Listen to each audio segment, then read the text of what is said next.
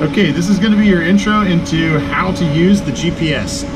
So, when you first get in the aircraft, the GPS is going to be off, and the way you turn it on is by pushing in this knob right here. So you'll push it in, and then the GPS, once the avionics master switch is on, the GPS will start warming up, and you're going to see a series of loading screens, and it says self-test in progress. So while it loads up, the main ways that you're going to manipulate the GPS are these two knobs. So there's a outer and an inner knob over here, and an outer and an inner knob here, along with two cursor keys. There are also buttons in the middle that you use a decent amount, but the main GPS manipulation is with the knobs, the cursors, and then hitting the enter button as well. All right, so now we have the GPS up and running, and this is one of the loading screens that it shows. And before you progress to the next screen, what you need to do is put the altimeter setting in right here. So you're going to use the right knob, and the way you can tell that is because the screen has a vertical line down the middle. So anything that's on this side of the screen is going to be controlled by the right knob, and anything on this side of the screen will be controlled by the left knob. So the outer knob, typically in GPS operations, the outer knob is going to move your cursor and select different digits. So you'll move the outer knob, and we'll just say for this exercise that the altimeter setting is 2992. All right, so right here I'll change this to 29, and then I'll use the outer knob to go over to the 9 right there, and then we'll select 2. All right, so now we have the altimeter setting we want, and then we'll hit enter, and it says approve. The cursor's on there, and we'll hit enter again, and then it says the database expires on the 28th of March. That is in the future, so we are good to go, and we'll hit enter there. Okay, so now we are into normal GPS operations, so we'll just show you a couple of the different menus in the GPS, and then how to use the primary functions that are going to be important for flying in Austin. So, the way that you get between different menu pages, they're displayed on the bottom here. So this is the nav2 page. There's nav page 1, 2, 3, 4, 5, and then airport pages. There's a whole bunch of those as well. But when you use the outer knob on each side, it will cycle. We're in the flight plan pages now.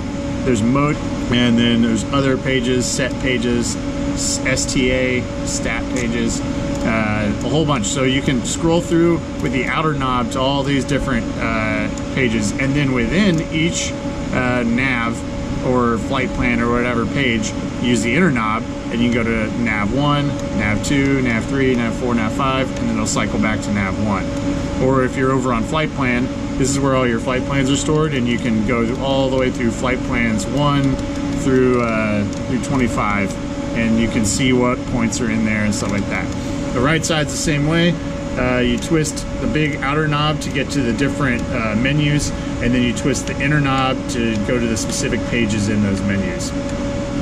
So, what you need to know in order to set up your flight instruments for a regular sortie. All right, the first thing you're going to want to do is load flight plan 1. All right, so the GPS will normally be on nav 2 when it first boots up on the left side.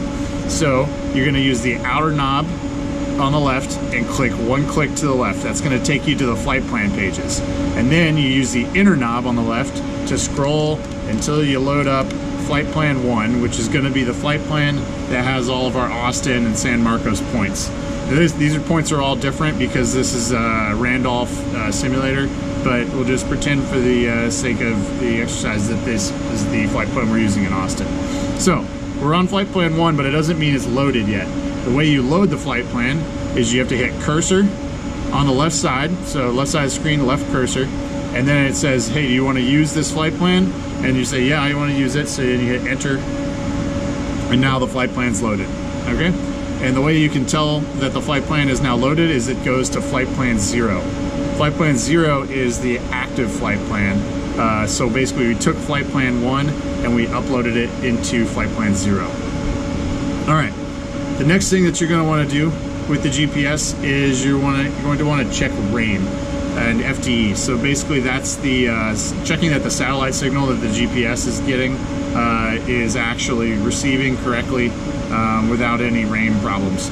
So with the left knob, what we're going to do from the flight plan page is we're going to go 3 clicks to the right on the outer knob. And right now we're on the STA1 page. We want to go to the STAT2 page. So use the inner knob. This is the second part of STA1, so that's 1 click. And then a second click to the STAT2 page. All right, and right here it shows RAIM and FTE, and it says yes, yes, and then estimated position error, 0. Right, so that means that we are getting a good GPS signal from the satellites, and our GPS should be reliable for this sortie. When you're in flight, you're going to want to check the RAIM on the STAT5 page. That's for when you load up a GPS approach. So after you load a GPS approach, which we won't get into yet, you'll check the RAIM on the STAT5 page, and just know that it's 3 clicks over from the STAT2 page that you're going to check in the pre-flight. All right, so we'll go back to the nav page, and then the last thing that you're going to do before you're good to go on the GPS is you're going to change your CDI displacement.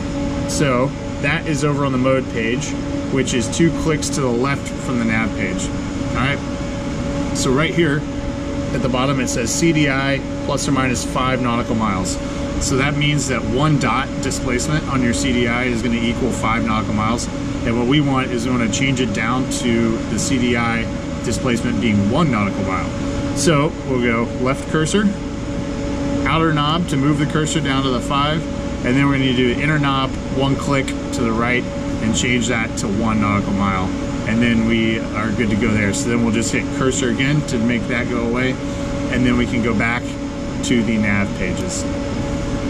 All right, so on the left-hand or the right-hand side, we can switch this side to the nav pages as well. And now, if we have both the nav pages on each side, and then we switch both to nav 5, they call this Super Nav 5. And this is the mode that you're going to want to fly around for most of for your sorties in, because it gives you the big picture of where you are and what your flight plan is doing. So Super Nav 5 on the right side, it's going to show you basically a bird's eye view kind of map of your entire flight plan. And if you cursor over here, you get various menus that you're not really going to need to mess with much. But if you cursor on the left side, you get to change the range of your map. So basically you can zoom in or zoom out the map. So you cursor on the left side, and then if you use the inner knob, then you can move it out to 15, 20 mile range, 30, all the way out. You can range it out really, really far. I find the most useful ranges are probably in the range from about 10 to 20. So any of those, and even sometimes 7 is pretty useful as well. All right, over here on the left side of the screen, this shows you the GPS point that you are currently proceeding direct to. So right now we're proceeding direct to Randolph, KRND, and that's the airfield. All right, it shows you your ground speed down here. It shows you how far away you are from the point. So we're 0.8 away from Randolph. Our ground speed's 0 because we're just sitting on the ground right now. Our displacement from the CDI, so 0.1 is the next one. The DTK is showing us the desired track to the point. So it's basically heading track 110 to get to KRND. And then this bottom TK here shows you what your current aircraft ground track is, which is also blanked out since we're not actually flying anywhere right now. So the next thing is, let's talk about if we want to go direct to a point. So let's say that the air traffic control clears us direct to a point, and we're flying, and we want to go direct enter in order to proceed to that spot. So we pull out the right knob. If the point is in our flight plan, we'll pull out the right knob right here. All right, and then that's going to bring up a menu, and this is a menu of our flight plan. So it's got all the points that are in flight plan 1, and you can just scroll through them by twisting the right inner knob. So let's say they want to clear us direct to New Braunfels, which is KBAS. So you pull out the right inner knob, you scroll to KBAS, and then you hit direct, enter. So we'll hit direct, and it says, hey, confirm you want to go direct to New Braunfels, and then yes, I want to go direct there.